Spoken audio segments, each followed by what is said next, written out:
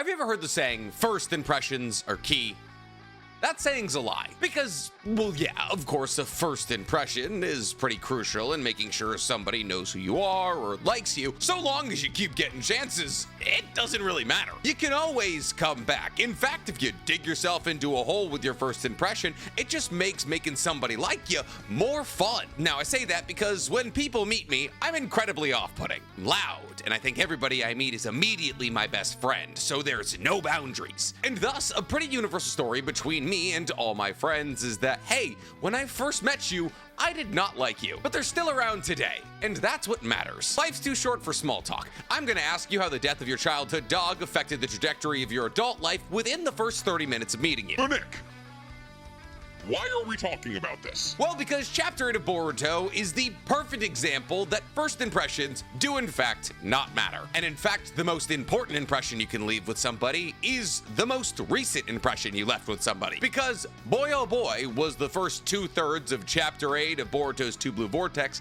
a snooze, followed up by quite possibly the most important 1/3 of a chapter we've seen yet in Two Blue Vortex. And if that's not the story of the rabbit and the hare, I simply don't know what is. Because in the first 2/3 of this chapter, we got some pretty major character development for Mitsuki, which aligns with some of the theories I made about a month ago about where I believed his character was going to be going, and that's about it. Sprinkle in a little bit of Kawaki may now be suspicious of Shikamaru salt, and the dish that the first 30 pages of this chapter served us were cold and unappetizing. But I believe about 30 pages into this chapter, Kishimoto remembered, oh yeah, I have to end every chapter with an absolute banger, and so he turned it around. Because in the last 10 pages of this chapter, Kawaki gets clapped for the 3rd time in as many chapters, Hidari and Jura invade Konoha, Naruto gets revealed to still have tailed beast chakra, and it's revealed that we might be 1 chapter away from the giant Himawari is possibly the most powerful person in the entire universe reveal. So, like I said, first impressions, not all that important. It's not about how you open, it's about how you close. But today, we're talking about the entire chapter, so we're covering both the opening and the close. And today, there's a lot to talk about, because today's chapter is the exact kind of chapter I adore. The kind of chapter that stirs up the theory mill. And boy oh boy, is the theory mill pumping at maximum capacity. But enough beating around the bush today, ladies and gentlemen. Today we're covering Chapter 8 of Boruto's Two Blue Vortex. But before we get to covering anything, please, for me, like this video, subscribe to the page, and hit that noti bell. And if you like the idea of me breaking down some of your favorite manga chapters, then you're gonna love my other channel, The Weeb Commander, where instead of talking about Naruto and Boruto, I talk all other anime and manga. And if you just like the idea of me talking anime and manga, you're gonna love my anime podcast, Itaku's Anonymous, where me and Danny Mata break down everything that happened in anime this week. It's available on YouTube, Spotify, and Apple Podcasts. Or if you just wanna look like you know all things anime and manga, go ahead and meander on over to my merch store, itakusanonymous.net, where you can pick up some of the greatest anime t-shirts, sweatshirts, and sticker packs known to man. So, Chapter 8 of Boruto. A chapter that very easily could have just ended up being a yapping fest between Eida and Mitsuki quickly devolved into one of the hypest chapters we've ever gotten to Boruto ever. But even if it was just a chapter revolving around Mitsuki's struggles to find his own identity, that wouldn't have been the end of the world. As I've been incredibly vocal in the fact that I believe that Mitsuki being sidelined throughout the majority of Boruto after Kawaki's appearance was one of my least favorite things about the original story. So the fact that Mitsuki is now getting a comparable amount of shine to Kawaki is actually a huge plus. And that goes doubly now, as I believe the development of Mitsuki's story towards him realizing he may not need a son could be one of the most interesting character stories down the line. But we're putting the cart in front of the horse. Let's break down this chapter. The chapter opens looking back at Chapter 7, specifically the moment when Boruto told Mitsuki that he used to be his son, and that nothing can change that. Now, the reason that we're looking back at this moment is because we're watching Eida watch this moment, which to me signals that even Eida may be wavering from Kawaki's side. And there's actually a fair amount of evidence to corroborate that theory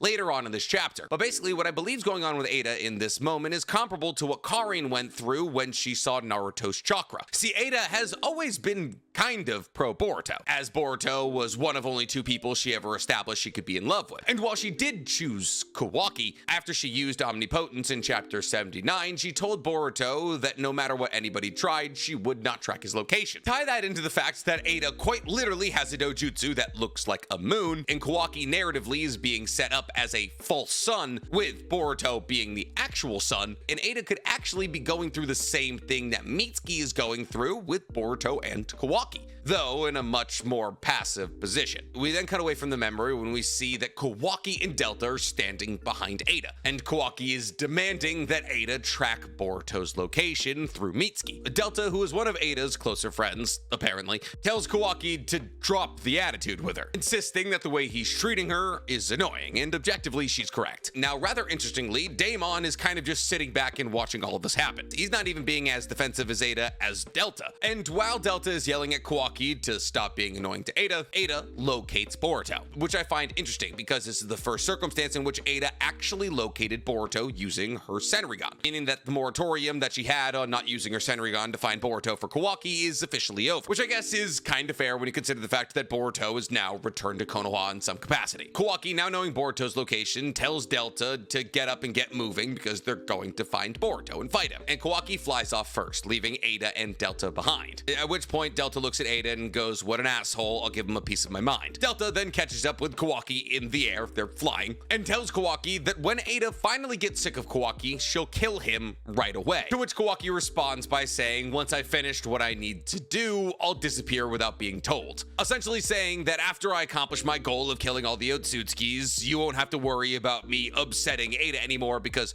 she'll never see me again. Now, that's not really how that works, especially when you consider the fact that Eida is able to see everything on Earth with her Senrigan, so the idea of escaping her is basically impossible, but whatever, go off, King. We then smash cut to a claw grime running through the woods of Konoha, and the reason that we're seeing this claw grime is because Boruto is explaining how the claw grimes in Shinju all tie into divine trees, and thus it's revealed that Boruto was telling Shikamaru about how the claw grimes bite people and turn into divine trees, but that freaks out Shikamaru because he's already seen multiple divine trees grow, and as he was an incredibly integral part of the 4th Great Shinobi World War, he's fully aware that a divine tree growing and bearing a chakra fruit would be the end of the world. But Boruto assures him and tells him that the only way that a perfect divine tree could ever be grown is if he or Kawaki is consumed, and then and only then would the world die. At which point Shikamaru says to Boruto that Moegi was bitten by a claw grime and turned into a tree, her and a bunch of other no-name ninjas. So Shikamaru asks what's going on there, to which Boruto responds by saying that the claw grimes are making use of the people who they've bit's chakra, and because the claw grimes are making use of the people they've bit's chakra, the people who they bit are still alive. But even Boruto doesn't know the exact purpose of why these malformed divine trees or the Shinju that come from them were made. All he knows is that the claw grimes bite people and use their chakra. Now Shikamaru, being the naturally curious guy he is, asks Boruto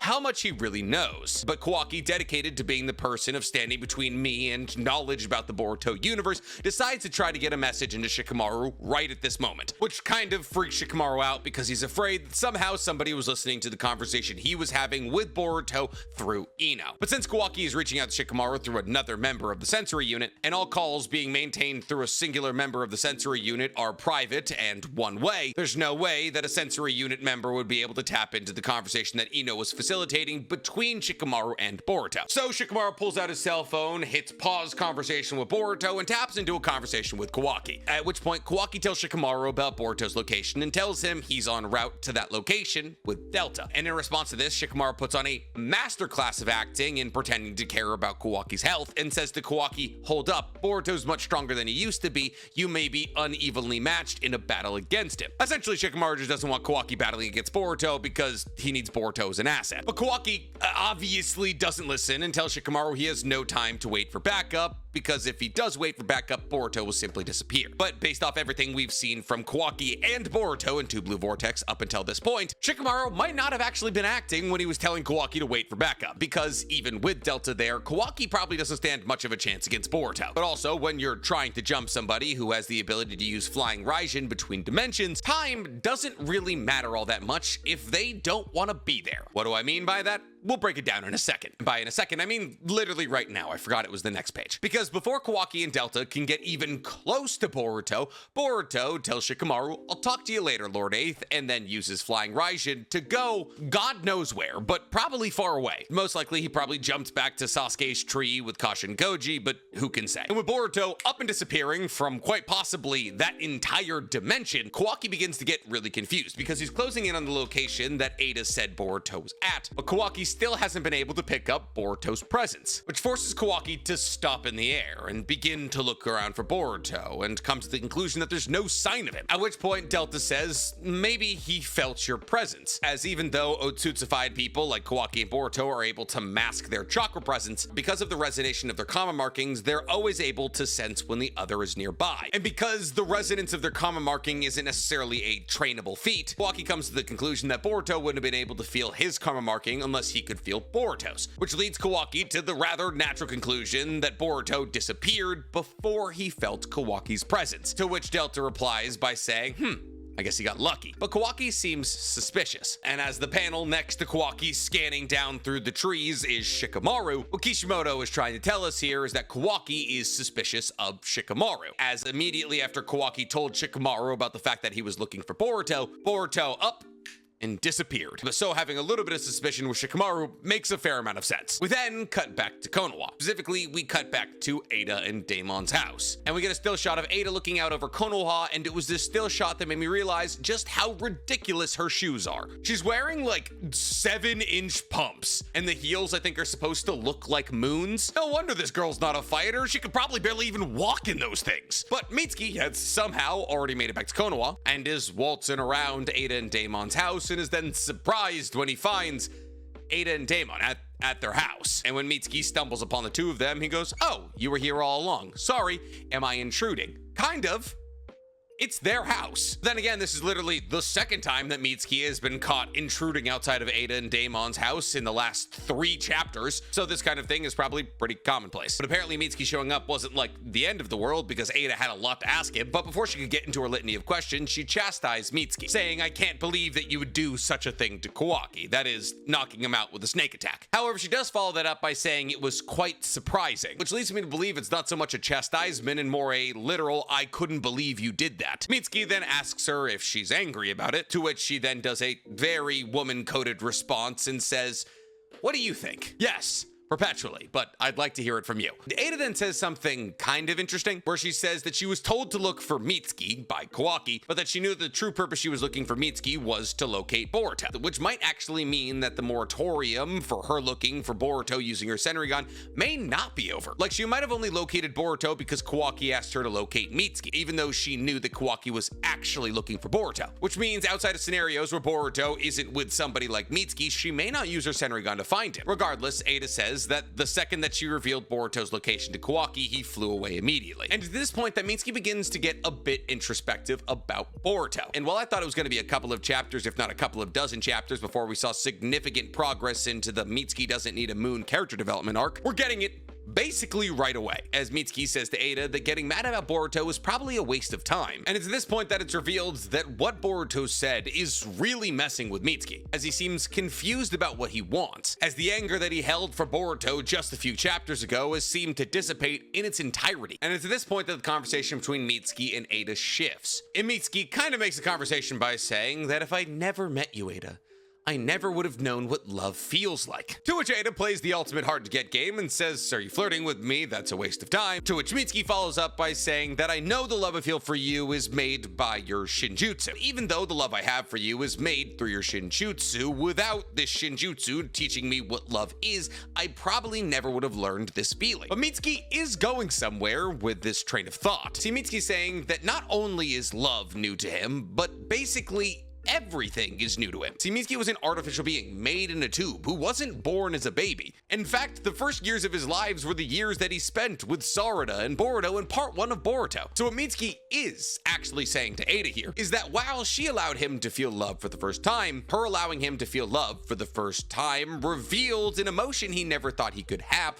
which has helped him uncover who he actually is, because that was unclear for a long time as an artificial being. And this is when we truly start to get into the Mitsuki character development arc, as Mitsuki reveals that for the majority of his life, he believed, so long as he had a son to illuminate him, that he would be fine. That is to say that Mitsuki is an artificial being who was unclear about what kind of personality he should have, simply hitched his trailer to whatever brightest personality around him he could find. But Mitsuki reveals to Eida that he now believes that was a big mistake, and I believe this was a possible character development for Mitsuki down the line, as I believe that Mitsuki would struggle with whether or not Boruto or Kawaki was his son, until eventually he realized that he didn't need either and that he should venture out as his own human being. But I didn't think that was going to happen for a while. It's happening the next chapter. He follows this up by saying that he needs to believe in himself, that he shouldn't look for affirmations from other people, which honestly is just what a therapist would have told him. And that if he can't affirm himself, he'll lose sight of who he is. Because his conversation with Boruto made him realize that he's not even entirely sure what his son is. And if he ties his entire personality to his son, which he doesn't have complete faith in, then he inherently doesn't have faith in himself. And therefore, the conversation with Boruto has made him start to ask the question,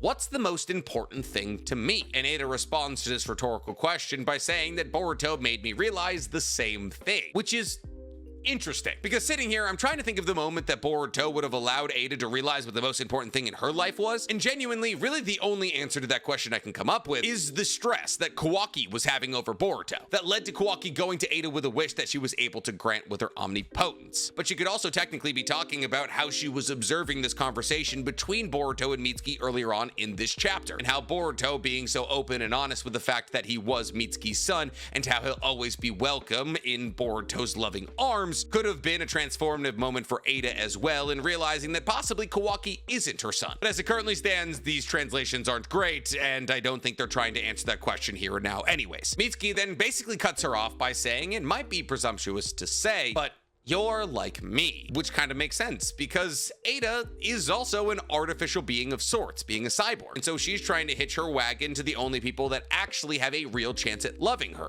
Otsutsukis, and thus Eida oscillating between which of these two Otsutskis she wants to side with is kind of like Mitsuki trying to choose who his actual son is, which is what was being alluded at in the beginning of the chapter. And if the transition from chapter 7 to chapter 8 has shown us anything, the establishment that Eida is struggling with which side to choose might also lead to her realizing that she doesn't need to choose a side, that she can be whoever she wants to be, which might actually lead to Eida choosing the side of Sumire and Sarada. As we've already seen, the closest people to Eida and the nicest people to Eida are Sarada and Sumire. And Mitsuki really hammers this point home by asking, why do you like Kawaki? I just don't understand. Which is a fair and valid question when Boruto is also a possible love option. And Eida responds by saying, because when I think about him, my chest gets tight with pain. That's just what love is. Why does it matter in situations like this? Which is, I mean, it's kind of fair, but that's also comparable to what Mitsuki has been going through, because Mitsuki didn't choose his son per se. The radiance of Boruto's character made Mitsuki gravitate towards him. He couldn't necessarily answer the question of why Boruto was his son, but he knew that Boruto was his son. And thus, this conversation that Mitsuki is having with Eida is kind of Mitsuki having a conversation with a version of himself from the past. Thus, Mitsuki gets real introspective with Eida and says, I was scared of losing what I imagined to be my son. And he goes even one step further and says he tries not to think about whether or not his son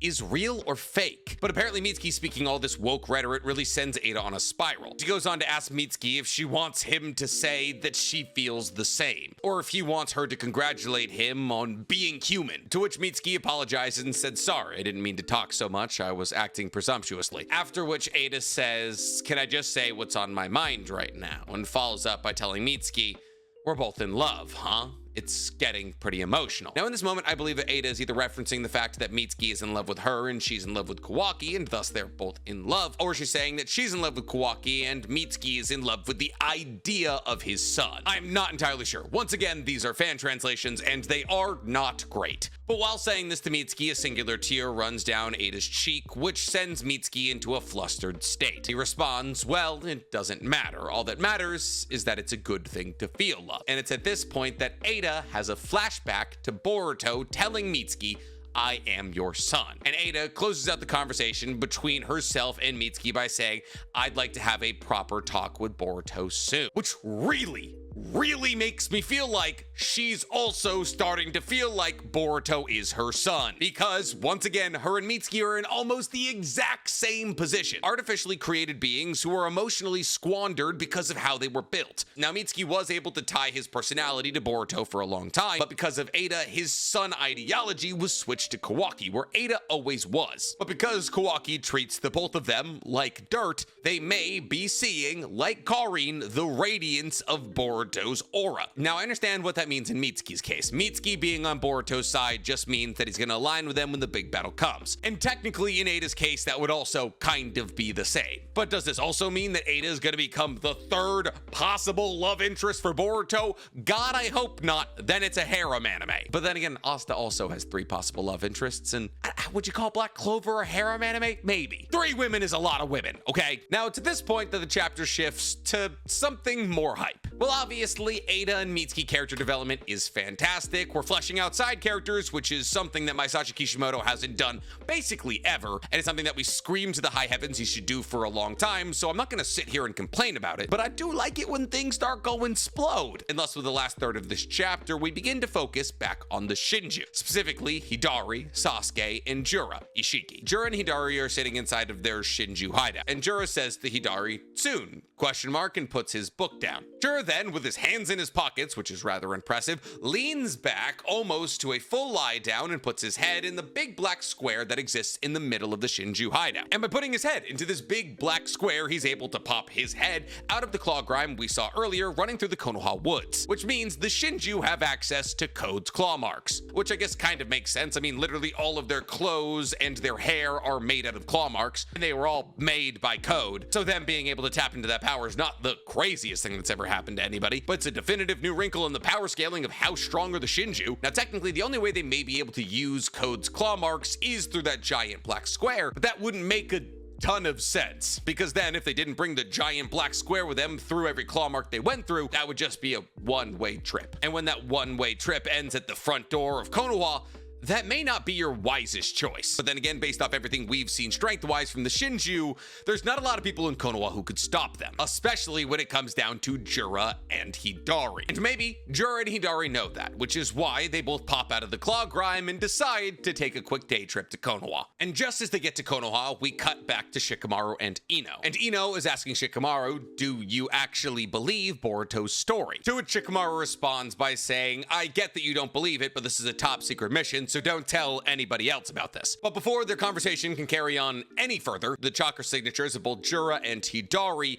hit the dome around Konoha, the sensory dome that Ino controls. And thus Shikamaru and Ino both get an alert that 2 intruders, one whose chakra signature is negative and the other whose chakra signature comes up as Sasuke, in case there was really any doubters left that Hidari is Sasuke, have entered the village. And as soon as Hidari's chakra signature is confirmed to be Sasuke's, we cut to Sarada, who appears to have sensed her father's chakra signature in Hidari. But interestingly enough, Hidari isn't looking for Sarada. In fact, the first thing that Hidari does when he enters into Konoha is ask Jura, "Where is Naruto Uzumaki?" To which Jura responds, "I don't know, but I do know one thing." But since everybody is butting into everybody else's conversation today, before Jura can tell us the one thing he does know, 5 absolute no-names pull up and say, "You're invading Konoha. If you take one step further, you'll be considered hostile." We then cut back to Shikamaru, who's telling the sensory unit to evacuate all citizens. But since apparently everybody has an open line to Shikamaru at all times, Eida also butts in on his conversation with the sensory unit trying to evacuate the citizens from Konoha and tries to get Shikamaru's attention to talk about the intruders, because she tells Shikamaru that she's seen something like this before, which I have to assume is her talking about when she was spying on the Shinju and Bug saw her and was like, "I'm coming for you," because Eida's probably the only person on Earth outside of Boruto who knew about the Shinju, and thus Eida's probably going to tell Shikamaru about the Shinju and about how that they were previously people who were bitten by claw grimes. We then cut back to Jura and Hidari, who have made a Christmas tree of pain with the 5 randoms. It's gritty. I forgot, honestly, how gritty Kishimoto could get sometimes because the anime is so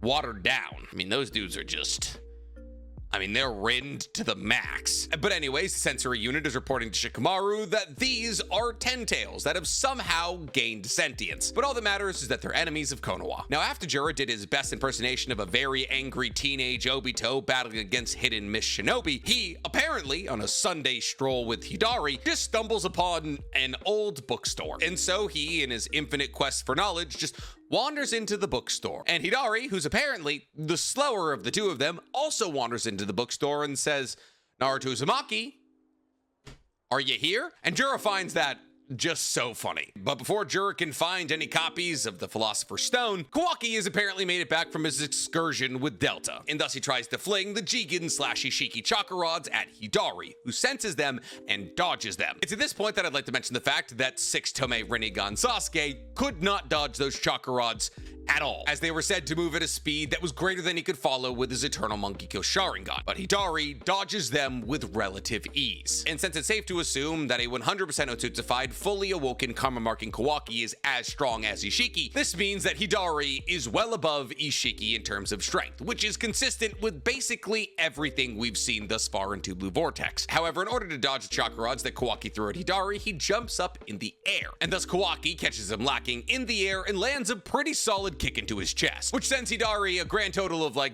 10 feet away. And as Hidari is regaining his footing, Delta lands right behind Kawaki. And while Kawaki and Delta aren't exactly the people who I thought would be protecting Konoha a year and a half ago, that's a pretty good team. Not good enough, as we'll learn in a couple of seconds, but like, put that team anywhere in Naruto or Naruto Shippuden and we're good. Which is kind of crazy to say. Like, the power scaling has just gotten like way out of hand in Boruto. Kawaki then yells at Hidari, "Who are you? And what are you doing here?" At which point Jura strolls out of the bookstore. And in his best Jigen impersonation, he tells Kawaki to settle down or he'll ruin the treasure trove of books that are right here. At which point, presumably Jura shoots a divine tree out of the ground to nab Kawaki. So it appears as though Jura has wood release, but like, divine tree wood release, which we probably could have assumed when he considered the fact that he made 5 guard shish kebabs with a giant tree like 2 pages ago. But Kawaki, presumably not a big fan of giant wood hugs, uses his dojutsu to shrink himself and get out from the hold. Just in time, too, because Jura closed the distance between the two of them and kicked the place where Kawaki was to smithereens. Kawaki then appears behind Jura and activates his shinobi-ware arm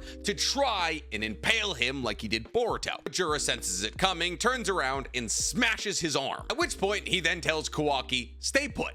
I'm not gonna kill you quite yet." And then he kicks him, presumably, into the water tower that Naruto and Sasuke destroyed on top of the hospital, which is like kind of a cool callback. And if it means anything to you, Kawaki's body being lodged into this water tower did a comparable amount of damage to Sasuke's Chidori. Delta, concerned for Kawaki, then flies after it. And Jura, who's apparently realized that Kawaki is just straight up not worth his time, starts looking out over Konoha and says, "Naruto Uzumaki, is that you?" Now, this is where things start getting a little bit confusing and also possibly incredibly hype. One, Delta pulls Kawaki out of the water tower and he is just out cold, which is hilarious. He has now been knocked out 3 times in 8 chapters. And while I am kind of living for Kawaki getting his butt kicked literally every opportunity he has, he is gonna have to get a power up at some point or another here. Like, he's kind of going through Sasuke's humiliation ritual, but that's not entirely necessary for his character. And back to Jura, who says he's right over there and quite close, referring to Naruto, to which Hidari asks, "Are you sure?" Now, this is where things start getting real spicy. Jura responds to Hidari by saying he's a Jinchuriki, hosting a tailed beast. Just like me, the incarnation of the same Bijou. I can sense the Bijou within him. Now, for those of you who have even read a little bit of Boruto, you'll know, that's a big sentence, because, well, once again, these are fan translations. This is an entire panel of Jura simply talking about how Naruto still has Bijou chakra, which he should, for all intents and purposes, not have. So unless the fan translating this panel got he's a Jinchuriki hosting a tailed beast, just like me, the incarnation of the same Bijou, and I can sense the chakra of the Bijou within him, wrong, Jura seems to be saying that the way he's tracking Naruto is through the Bijou chakra in him, which could either mean Kurama is still alive in Naruto, or something possibly more hype. Because here's the thing, let's not forget, Naruto is in the Daikoku Ten. And while sensing chakra across dimensions is possible, it's been done multiple times before, most notably and most recently when Sasuke was able to track Naruto's chakra when his chakra was being absorbed by Momoshiki in a separate dimension. Jura doesn't seem to be focused on Naruto,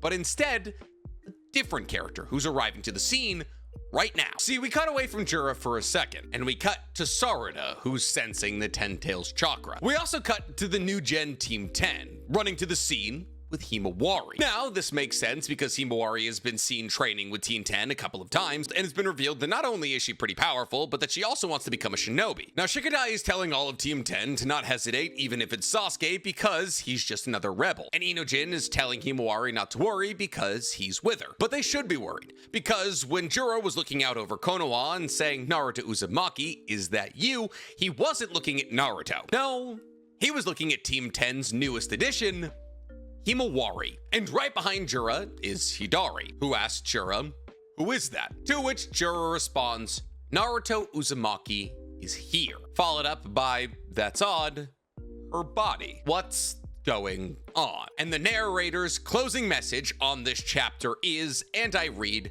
"The one who followed the tailed beast chakra has arrived at Himawari. Can she confront the divine trait?" Yes, that's right, ladies and gentlemen. Jura, who believed he was following Kurama's chakra to Naruto Uzumaki, stumbled upon Himawari, which means that Jura, who should be one of the more powerful sensors in the Boruto universe, senses tailed beast chakra within Himawari. But why? Well, is the long-standing theory that the reason that Himawari and Boruto have 2 whiskers as opposed to Naruto's 3 whiskers is because they're 1 generation removed from Kurama, and therefore because their father was a Jinchuriki with Kurama while they were, being made, they inherited some of Kurama's chakra? Well, if that's the case, then why didn't Jura chase after Boruto? Well, one could obviously make the argument that Boruto might be in an entirely different dimension to begin with, and therefore Jura wouldn't be able to track his chakra right now. Things seem to be pointing in the direction that Himawari seems to either be the inheritor of Kurama's chakra, or possibly, and this is something we've theorized for a long time, somehow she got the chakra